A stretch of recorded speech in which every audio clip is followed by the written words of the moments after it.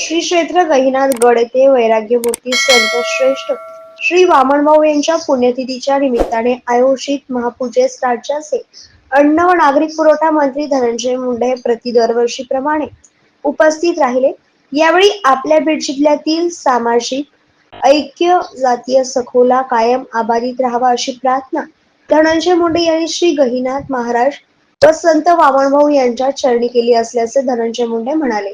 श्री क्षेत्र गहिनाथगड येथे आज संत वामनभाऊ यांचा 49वा पुण्यतिथी सोहळा साजरा केला जात आहे. मागील साधारण 20 ते 25 वर्षांपासून पुण्यतिथीच्या दिवशीच्या महापूजेचा मान धनंजय मुंडे यांना आहे.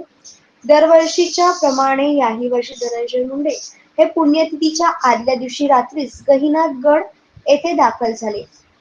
पहाटेच्या विशेष महापूजेनंतर धनंजय मुंडे यांनी माध्यमांशी संवाद साधताना श्री क्षेत्र गहिनाथ गडाची ऊर्जा मला गोरगरिबांची सेवा करण्याचे बळ देते, असेही धनंजय मुंडे म्हणाले.